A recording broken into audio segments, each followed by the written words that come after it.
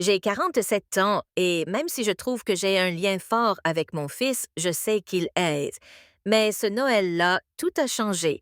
J'ai décidé de lui offrir un cadeau spécial, quelque chose qu'aucune autre femme ne pouvait offrir, quelque chose qui briserait et mettrait à l'épreuve ma propre morale.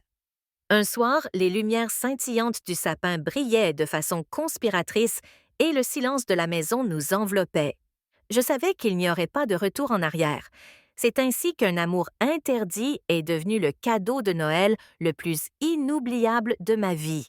Lucas avait toujours été un bon fils, attentionné et responsable. Cependant, avec le temps, son amour a commencé à avoir un impact différent sur moi. Je me souviens que tout a commencé un après-midi où il est rentré après avoir passé du temps avec ses amis. À 16 ans, son t-shirt clair laissait deviner ses efforts constants à la salle de sport, et son sourire illuminait toute la pièce. Sa présence m'a donné une sensation que je n'avais pas ressentie depuis des années. Je pensais que c'était idiot, passager, mais cela ne s'est pas estompé. Au fil des jours, j'ai commencé à remarquer des petits détails que je n'avais jamais remarqués auparavant. Sa façon de se passer la main dans les cheveux lorsqu'il était distrait, sa manière de se pencher vers moi lorsqu'il parlait ou même le ton-voix lorsqu'il m'appelait. En tant que mère, je me suis surprise à l'observer depuis la cuisine, assise dans le salon, me demandant comment il avait pu grandir autant en si peu de temps. Plus d'une fois, j'ai essayé de réprimer ces pensées. Je me disais que ce n'était que les fruits de mon imagination, le reflet de ma solitude. Mais plus j'essayais de ligner, plus elle devenait claire. Je ne pouvais ignorer que ma perception de Lucas avait changé. Je me souviens d'un soir en particulier où nous regardions un film ensemble. C'était une comédie légère et nous avons rien. Pendant un moment de silence, nos mains se sont effleurées tandis que nous attrapions une poignée en même temps.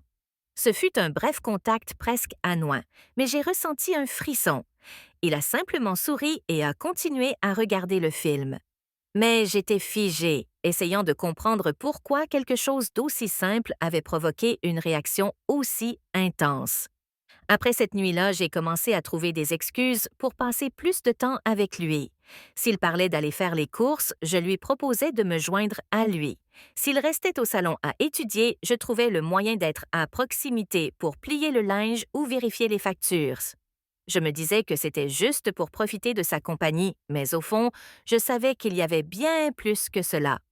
J'avais envie d'être près de lui, d'entendre sa voix, d'être présente.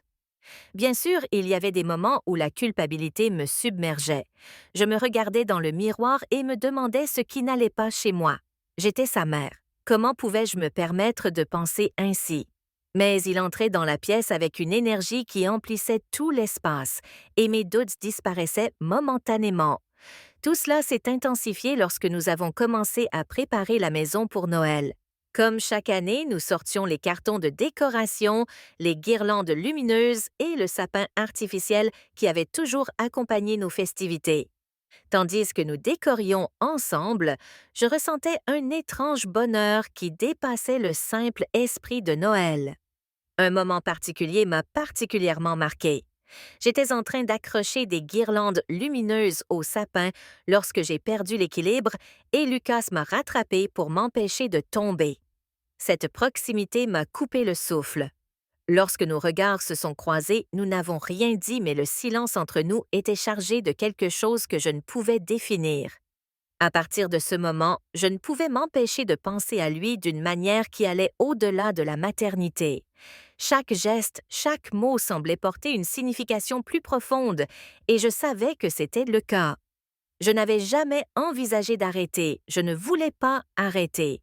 Je me disais que je ne faisais rien de mal, que ce n'était que des pensées, mais quelque chose en moi me disait que cela me hite à un point de non-retour. À l'approche de Noël, ces émotions sont devenues plus intenses. J'ai commencé à imaginer comment lui exprimer ce que je ressentais, comment lui faire comprendre combien il était important pour moi. Je savais que je jouais avec le feu, mais je savais aussi que Noël était l'occasion idéale pour enfin affronter mes émotions. Ce que je ne savais pas, c'était s'il ressentait la même chose ou si tout cela n'était qu'une illusion. Ce que je savais, c'est que Noël allait changer nos vies. La maison commença à s'emplir de l'esprit de Noël pour toujours, et avec lui, ma détermination grandit. À l'approche de la date, l'idée de partager quelque chose d'unique avec Lucas se précisait. Je ne savais pas exactement comment j'allais m'y prendre, mais j'étais certaine que ce Noël serait spécial. Un moment que aucun de nous n'oublierait jamais, même si la culpabilité me hannit encore.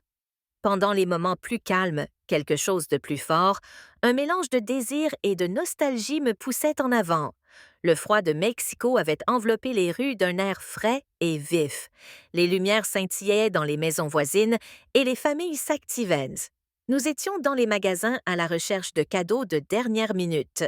Lucas et moi avions fini de décorer le sapin et de disposer soigneusement les décorations, tandis qu'une douce musique de Noël jouait en fond sonore. Et il y avait quelque chose dans ces semaines qui nous avait rapprochés encore plus, même si nous avions toujours partagé une relation intime. Maintenant, c'était comme si nous passions plus de temps ensemble. Il m'avait même proposé de m'aider à faire les courses, une tâche qu'il me laissait habituellement, et je trouvais des prétextes pour l'impliquer dans chaque préparatif, de la cuisine à la distribution des cadeaux. Chaque instant partagé était l'occasion de renforcer ce lien spécial qui commençait à prendre une nouvelle dimension. Pointe un après-midi. Alors que nous disposions les lumières du jardin, Lucas s'arrêta un instant pour regarder le ciel. Tu sais, maman, j'ai toujours adoré Noël avec toi. Tout était plus joyeux, dit-il. Ces mots me touchèrent profondément. Ils me rappelèrent que malgré mes émotions contradictoires, il y avait aussi quelque chose de pur et d'authentique dans notre relation. Je souris en ajustant le col de son manteau. C'est parce que tu es ma raison de tout faire, Lucas. Depuis que ton père est parti, tu es tout pour moi. Ses yeux croisèrent les miens et pendant un instant, le silence entre nous en dit plus que ce que nous pouvions exprimer. Ce soir-là, tandis que je préparais le dîner, j'étais un mélange d'anxiété et d'excitation. Noël approchait à grands pas et mon esprit ne pouvait s'empêcher d'imaginer comment ce moment spécial que j'avais prévu allait se dérouler. Je savais que je devais être discrète.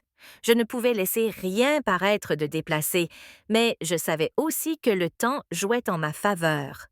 La magie de Noël créait l'atmosphère parfaite pour quelque chose d'aussi significatif. Les jours suivants, notre routine fut rythmée par de petits moments qui renforcèrent ma décision. Un matin, pendant le petit déjeuner, il a remarqué une différence dans ma tenue. J'avais choisi un pull qui mettait mes courbes en valeur, quelque chose que je ne portais pas habituellement. Tu es superbe, maman, a-t-il commenté, et son compliment a éveillé en moi un regain de confiance que je n'avais pas ressenti depuis longtemps. Merci, mon amour, ai-je répondu avec un sourire, essayant de paraître décontractée, mais intérieurement, je digérais les émotions qui me traversaient l'esprit. Je restais là à l'observer, à voir comment il était devenu un homme si confiant. C'est aussi à cette époque que j'ai commencé à préparer ce qui serait son cadeau spécial. Il n'y avait ni boîte ni ruban, mais j'étais sûre qu'il ne manquait rien d'autre que le bon moment pour le lui donner. Chaque soir, avant de m'endormir, je repassais dans ma tête comment tout allait se passer. Je me demandais s'il comprendrait, s'il me rendrait là pareil, ou si c'était juste le rêve d'une femme qui avait passé trop de temps seule. La veille de Noël, Lucas a proposé qu'on fasse des biscuits ensemble, quelque chose qu'on n'avait pas fait depuis qu'il était enfant. On a passé des heures dans la cuisine à rire tout en essayant d'empêcher la farine de voler. À un moment donné, alors que j'essuyais un peu de pâte sur sa joue, je me suis arrêtée. Son sourire était désarmant et la façon dont il me regardait me faisait penser que peut-être lui aussi avait senti quelque chose de différent entre nous. Ce soir-là, après qu'il fût allé se coucher, je me suis assise près du sapin de Noël. Les lumières scintillaient doucement et le silence de la maison m'enveloppait comme une couverture. Je savais que j'allais franchir une ligne qui allait tout changer, mais je savais aussi que je ne pouvais pas revenir en arrière. J'étais arrivée jusqu'ici et le lien que j'avais avec Lucas était trop fort pour être ignoré. Le lendemain matin, le matin de Noël, la maison était remplie de joie. Lucas m'a serré dans ses bras à son réveil, me souhaitant un joyeux Noël, celui qu'il avait toujours aimé. Alors que nous préparions tout pour le dîner de famille, je ne pouvais m'empêcher de penser que chaque instant nous rapprochait de celui que j'avais imaginé. Cet après-midi-là, alors que nous mettions les derniers couverts sur la table, je me suis arrêtée pour l'observer un instant. Son rire remplissait la pièce et son énergie était contagieuse. À cet instant, j'ai ressenti une vague d'émotion qui m'a presque fait reculer. Mais je me suis rappelé que c'était l'occasion d'être complètement honnête sur la façon dont je ressentais. Le dîner de Noël s'est déroulé dans le calme et la joie. Les quelques invités, quelques tantes et cousineuses ont échangé des blagues et des souvenirs d'autres moments. Moi, je me suis concentrée sur l'observation. Depuis le bout de la table, mon regard revenait sans cesse vers Lucas qui semblait savourer la soirée comme si c'était une autre soirée. Cependant, chacun de ses gestes, chacun de ses sourires alimentait le tourbillon d'émotions que je portais en moi. Lorsque le dîner s'est terminé et que tout le monde s'est dirigé vers le salon pour ouvrir les cadeaux, je l'ai attiré près de moi. Mon plan était clair depuis le début. Attendre que les autres partent pour avoir Lucas pour moi toute seule. Le sapin brillait de mille feux. Et les cadeaux étaient ouverts un par un. Chaque sourire de gratitude, chaque exclamation de surprise préparait le terrain pour ce qui allait suivre. Enfin, les invités commencèrent à partir, nous remerciant pour notre hospitalité, nous serrant dans leurs bras avec l'affection typique des réunions de famille. Lorsque la dernière porte s'est fermée et que l'écho de leurs pas s'est estompé dans le couloir, l'air de la maison a changé. Il n'y avait plus que Lucas et moi, le silence rompu seulement par le sentiment des lumières de Noël.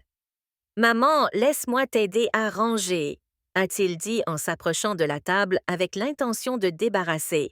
Je l'ai arrêté en posant ma main sur la sienne. Laisse mon amour, je veux te parler, ai-je répondu d'une voix douce mais ferme. Son expression était passée de son air insouciant habituel à une légère curiosité. Il m'a suivi jusqu'au salon où le sapin et les autres cadeaux nous entouraient. Nous nous sommes assis sur le canapé et j'ai pris quelques secondes pour rassembler le courage dont j'avais besoin. Pour ce Noël, je voulais t'offrir quelque chose de spécial, quelque chose que tu ne pouvais recevoir de personne d'autre, ai-je dit. Mes mots ont semblé le perturber au début, mais son regard est resté fixé sur le mien. Bien sûr, maman, tout ce que tu fais est spécial, a-t-il répondu avec un sourire. Et pendant un instant, j'ai hésité, mais j'étais allé trop loin. C'était le moment. Lucas, depuis que ton père était parti, tu es devenu tout pour moi. Tu es ma force, ma joie, ma raison d'être. Mais parfois, il y a des choses que je ne t'ai pas dites, des choses que j'ai gardées pour moi parce que je ne savais pas comment les exprimer. Je me suis penchée vers lui et lui ai pris les mains. Je veux que tu saches combien tu comptes pour moi et je veux que cette nuit soit inoubliable parce que tu mérites quelque chose que personne d'autre ne peut te donner. Il fronça légèrement les sourcils, mais ne retira pas ses mains. Maman, tu as toujours été formidable pour moi, mais je ne comprends pas. Je l'ai interrompu en silence, posant doucement ma main sur la sienne. Mon cœur battait fort, mais il n'y avait pas de retour en arrière. Je me suis rapprochée suffisamment pour que son souffle se mêle au mien. Dans ses yeux, je vis un mélange de surprise et de confusion, mais aussi quelque chose d'autre, quelque chose qui m'a donné l'élan final. Cette proximité était bouleversante comme si le temps s'était arrêté. D'une voix à peine audible, j'ai dit « Joyeux Noël, mon amour, ce soir, je voulais que tu saches combien tu comptes pour moi. » Je me suis penchée lentement la lueur du sapin et la lumière de la nuit parlant pour nous. Quand nos regards se sont croisés à nouveau, c'était comme si le temps s'était figé, nous enveloppant d'un mélange de surprise et d'une connexion indescriptible. Ce qui avait commencé comme un instant chargé d'émotions s'est transformé en une compréhension qui a brisé les barrières de silence entre nous. Sous les lumières scintillantes du sapin, nous avons partagé quelque chose de spécial, un moment plein de signification qui a transcendé l'ordinaire et a renforcé notre lien d'une manière unique. Ce n'était pas un cadeau tangible, mais un échange d'émotions brutes, une reconnaissance de l'amour profond qui nous unissait, même s'il prenait une forme que je n'avais jamais anticipée. Ce soir-là, nous n'avons pas franchi de lignes irrévocables, mais nous avons partagé une vérité silencieuse. Nous avons parlé, vraiment parlé pour la première fois depuis longtemps, laissant nos cœurs s'exprimer sans crainte. Luca m'a écouté et dans ses mots, j'ai entendu une maturité et une compréhension qui m'ont apaisée. Il m'a dit qu'il ressentait aussi la force de notre lien, mais qu'il voulait que nous restions ancrés dans ce qui nous rendait mère et fils. Ces mots pleins de sagesse au-delà de son âge m'ont ramené à la réalité tout en renforçant notre connexion. Ce Noël, sous les lumières du sapin, j'ai offert à Lucas un cadeau qui n'était pas enveloppé dans du papier, l'honnêteté de mon cœur, la reconnaissance de notre lien unique et la promesse de toujours être là pour lui, d'une manière qui respecte les limites de notre relation. Ce moment a transformé notre lien, le rendant plus fort, plus clair, plus authentique. Nous avons ri, pleuré et partagé des souvenirs jusqu'à ce que la nuit s'efface doucement dans l'aube.